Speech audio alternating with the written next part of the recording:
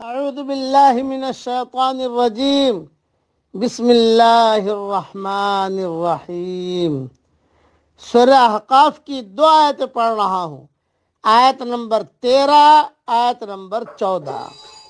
ان الذین قالوا ربنا اللہ ثم استقاموا فلا خوف علیہم ولا هم يحزنون۔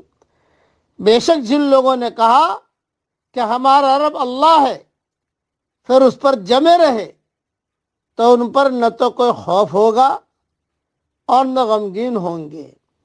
اولئک اصحاب الجنت خالدین فیہا، یہ تو اہل جنت ہیں جو سدا اسی میں رہیں گے۔ جزاء بما کانوا یعملون، ان اعمال کے بدلے جو وہ کیا کرتے تھے۔ مختصر تشریح سن لیجیے اس کی۔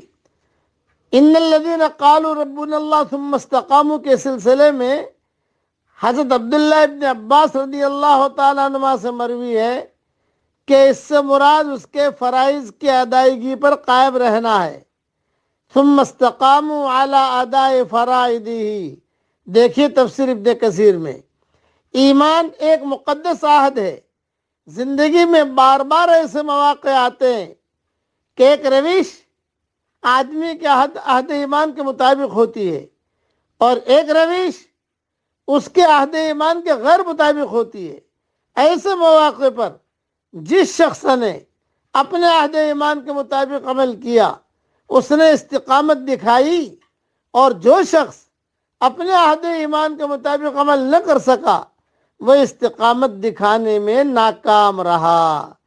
استقامت کا ثبوت نہ دینے والے لوگ ظالم لوگ ہیں، ان کا دعوی ایمان انہیں کچھ فائدہ نہ دے گا، اور جن لوگوں نے استقامت کا ثبوت دیا وہی لوگ ہیں جو جنت کے ابدی باغوں میں بسائے جائیں گے۔ یہ مختصر میں نے تشریح کر دی، اس لیے فاستقم کما امرت کہا گیا، جیسا کہا گیا ہے آپ جم جائیے اس پر، اللہ کے احکامات کو پورا کرتے رہیے۔ لیکن یہ چیز کب ہوگی؟ یہ توفیق اللہ کی طرف سے ہوتی ہے۔ اللہ تعالیٰ سے توفیق بھی مانگتے رہنا چاہیے اور پھر کوشش بھی کرتے رہنا چاہیے تاکہ اللہ تعالیٰ ہمیں ایمان کامل عطا فرمائے اور استقامت بھی عطا فرمائے۔ پڑھ لیجئے میرے ساتھ، اللہم انا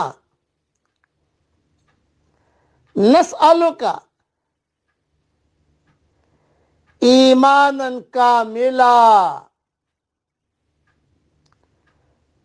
ویقینا صادقا۔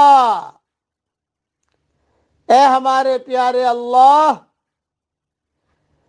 ہم آپ سے بھیک مانگتے ہیں کہ ہمیں ایمان کامل عطا فرما اور یقین صادق سچا یقین عطا فرما۔ بس میں جس جگہ سے سبق ریکارڈ کرا رہا ہوں یہ بہت ٹھنڈی ہے، بہت زیادہ۔ میں یہاں ایک دعا کرتا ہوں، آپ لوگ آمین کہیں۔ اے اللہ ہم سب کو ایسا ایمان دے کہ اس کے بعد کفر نہ ہو، اور ہمیں ایسی ہدایت دے کہ اس کے بعد گمراہی نہ ہو، اور ہمیں ایسی عزت دے کہ اس کے بعد ذلت نہ ہو، اور ہمیں ایسی ترقی دے کہ اس کے بعد تنزلی نہ ہو، اور ہم کو تیرا ایسا قرب دے کہ اس کے بعد تجھ سے دوری نہ ہو۔ اللہ تعالیٰ یہ دعا ہم سب کے لیے اور ہماری قیامت تک کی آنے والی نسلوں کے لیے اللہ تعالیٰ یہ دعا قبول فرمائے، آمین۔ وآخر دعوانا ان الحمد للہ رب العالمین۔